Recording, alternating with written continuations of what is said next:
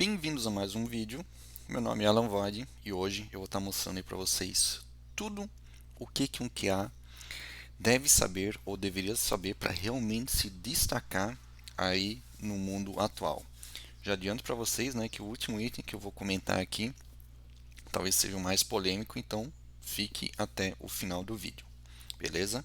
Então vamos lá. A gente sabe, né, que no mundo de QA cada vez mais, né, a gente é mais cobrado, a gente é mais, é, a gente acaba assumindo mais funções, ok? Claro que no fundo a gente acaba continuando sendo um QA de fato. A gente faz testes, a gente automatiza testes, a gente olha para o processo, enfim. Porém, atrelado a isso, né, junto com isso, tem muita questão de ferramentas mesmo, né? E isso que a gente vai estar vendo hoje. Qual que seria o mínimo que a gente precisa para estar aí fazendo um bom trabalho, beleza? Então, vamos lá. Legal, cria um mapa mental aqui, com certeza a visualização aí vai ser melhor, né? Adiantando que, né, independente aí, provavelmente dependendo do material que vocês vão estar acessando, da pessoa, enfim, né? A opinião, obviamente, vai ser diferente. As pessoas têm opiniões diferentes porque a gente teve vivências diferentes ao longo da vida, principalmente nessa questão, né, no mundo de tecnologia, no mundo profissional, no mundo de QA. Beleza? Então é bem tranquilo, né? Vocês discordarem de alguma coisa, né? Então também deixem aí nos comentários, caso vocês não concordem com alguma coisa, né, e queiram, obviamente, aí complementar também a esse vídeo que vai ser bem completo, beleza? Mas sim, não vamos continuar aí, né, discutindo esses pontos, né, e vamos colocar a mão na massa, beleza? Bom, uma coisa que talvez seja a mais importante, né, o mais demandada atualmente, o que mais enche os olhos das empresas é o browser testing, né? O nosso famoso end-to-end, muitas vezes, né? Que muitas vezes confundindo com testes de UI, testes funcionais, automatizados, enfim. Mas considere aqui testes de páginas web, né? Então, né, teste da interface em si, beleza? Nem vou entrar aqui no mérito, né, qual que é o termo correto, enfim, porque dependendo da literatura, pessoas também vão ter opiniões diferentes. Mas dentro do browser teste, né, o que é importante, né? Aqui também é importante comentar que existem muitas ferramentas, principalmente nesse mundo de browser testing.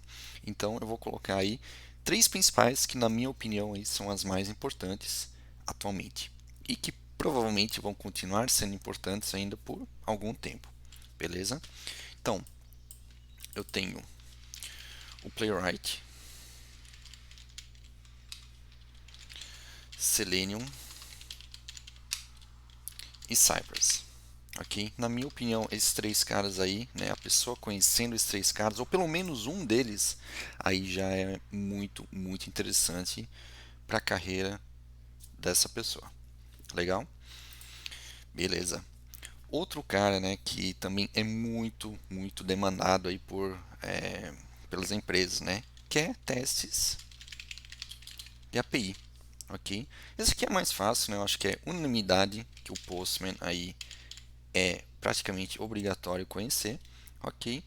E o outro que eu acho interessante, opa, criei aqui sem querer, o outro que eu acho bem interessante peraí, agora sim, é o Cypress, é o próprio Cypress, ok? O Postman, obviamente, que é muito mais visual, né? Ele tem uma ferramenta onde que a gente vai estar utilizando as coisas. E o Cypress a gente consegue fazer a questão de código, né? Então a gente tem aí mais liberdade, enfim, beleza? Então essas duas ferramentas, né? Frameworks, enfim, eu considero aí bastante importantes. Legal? Outro ponto, né? O mobile, como vocês queiram chamar, né? Eu acho que um que também aí é praticamente obrigatório é o Appium ou Appium, né? Geralmente tem as possíveis pronúncias, né? E o outro, cara, que é bastante importante é o Expresso, né? Aqui até um pouco polêmico, né? Pessoas não gostam, enfim, mas o Appium eu acho que ele se destaca, né, quando a gente fala em teste mobile, e o Expresso, né, e as várias outras também, várias outras ferramentas, frameworks, eles acabam já tendo um pouco menos aí de demanda, vamos dizer assim, beleza? O Appium por si só já é um grande auxílio aí para os QAs, beleza? Legal. Então vamos continuar. Parte de CI/CD, né? Pipelines, enfim, ok? Então esse mundo ele também se resume aí em várias coisas. Só que os que eu considero aí essenciais, o Jenkins, que ele basicamente, né, ele é a porta de entrada para todo mundo. Antigamente a gente tinha basicamente o Jenkins, ok? Então o Jenkins ele realmente ainda domina, né, e ele está meio que embutido aí em várias outras ferramentas, né? Então conhecendo o Jenkins a pessoa consegue se virar aí praticamente com qualquer outra ferramenta quando a gente fala aí em CI/CD, beleza?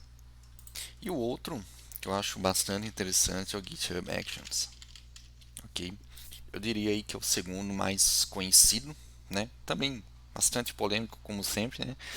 Mas eu considero que conhecendo essas duas ferramentas, quando a gente fala em CI/CD, o que há com certeza aí já vai ter bastante importância, bastante notoriedade dentro da empresa, ok? Só que tem muito mais ainda, ok? Então vamos lá, vamos lá. Um pouquinho aqui para o outro lado também, para não ficar muito cheio esse lado aqui. Então, outro ponto, né? Questão de cloud, ok? Não tem como escapar hoje em dia, né? Cada vez mais os sistemas eles já são desenvolvidos para esse fim, né?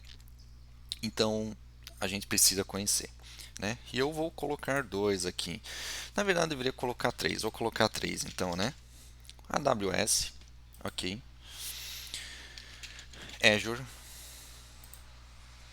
e o GCP, que é do Google, né? Google Cloud Platform, ok. Esse cara aqui eu vejo ainda que ele é menos utilizado, obviamente, né? A gente só precisa fazer algumas pesquisas, com certeza a gente vê aí que a fatia do Google ainda é menor quando a gente compara com a AWS, que, né, com alguma folga ainda está no topo, e o Azure, que eu particularmente eu acho muito interessante, o Azure por algumas questões aí muito particulares. Beleza? Então, esses dois, principalmente o Google Cloud aí, ficaria como um adicional. Legal, mas é muito importante aí conhecer pelo menos o básico aí dessas ferramentas. Ok? Legal. Controle de versão. Aqui, pô, eu não vou me preocupar muito, né? A pessoa conhecendo o Git, como é que funciona certinho, enfim, ela tem aí 90% aí de chance de se dar bem aí nesse universo, tá? Tem outros conceitos, tem outras ferramentas, tal, mas o Git ainda é o mais conhecido. Beleza? Então, conhecendo o Git, meio caminho andado quando a gente fala em controle de versão. Legal? Outro mundo, né, que ele até acaba fugindo um pouco, né, quando a gente fala em automação de testes, testes manuais, enfim, é a parte de performance, ok? Eu vou também resumir todo esse mundo aí em duas ferramentas que conhecendo elas é um ótimo começo, que é o K6 e o JMeter, ok? Então, essas ferramentas aí considero bastante importante. Legal? Olha só, nossa árvore aí está ficando bonita, hein? Então realmente é bastante coisa. Vou até dar um zoom aqui para facilitar para vocês também. Legal? Bom, performance, né? A gente colocou K6 e JMeter. E aí, outra ferramenta bastante importante é o gerenciamento de casos de teste, né? Eu vou colocar aqui casos de teste, ok? Aí também é um pouco polêmico, né? Porque quando a gente fala em caso de teste, né, tem muitas ferramentas hoje que elas estão embutidas dentro de outras.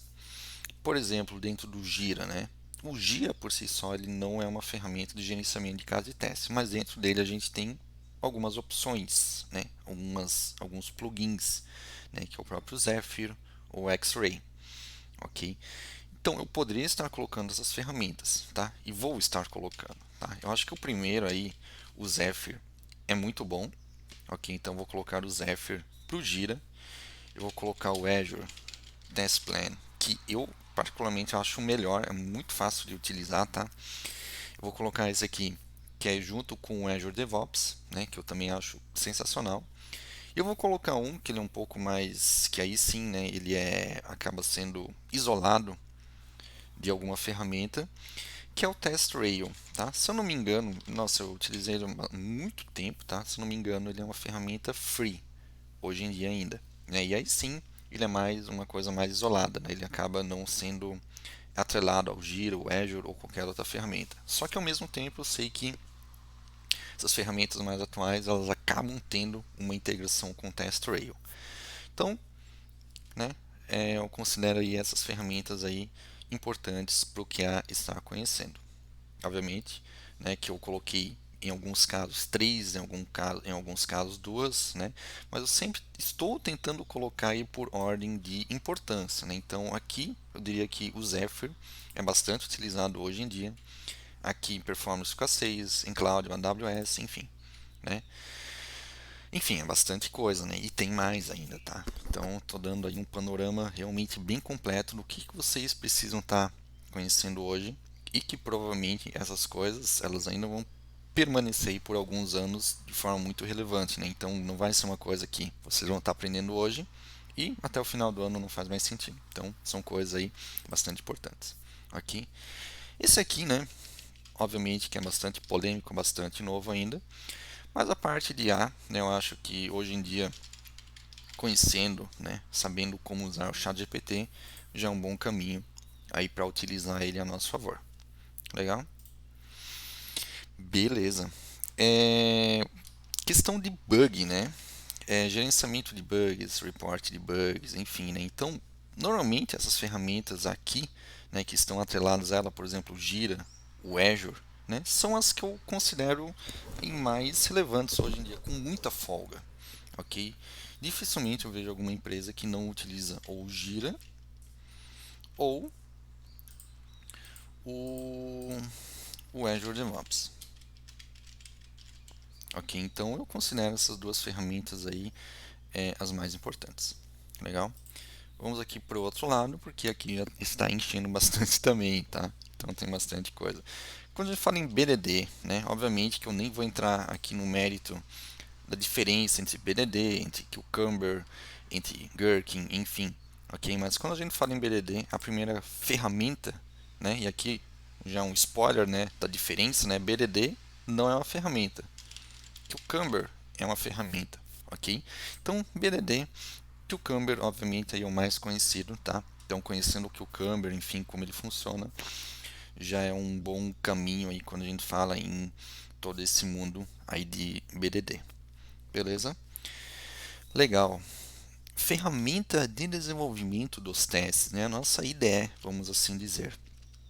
Eu diria que hoje, né, é, nossa, com uma grande margem, né, o VS Code aí ele se destaca perante as outras por vários motivos, tá? Então, conhecendo o VS Code aí já é muito bom. Legal? Questão de report, né? Normalmente quando a gente executa testes automatizados, a gente vai precisar de um relatório no final, ok? E hoje, né? Apesar de que muita gente não gosta, o Alure aí um dos mais conhecidos, um dos mais fáceis, enfim, de estar sendo integrado aí dentro dos testes automatizados, beleza? Então é uma boa aí ferramenta, legal? Questão de log, monitoramento, enfim, tem vários possíveis nomes para isso, tá? Considera uma ferramenta muito interessante hoje em dia, o Datadog. Então, Datadog com certeza é uma ferramenta bem interessante.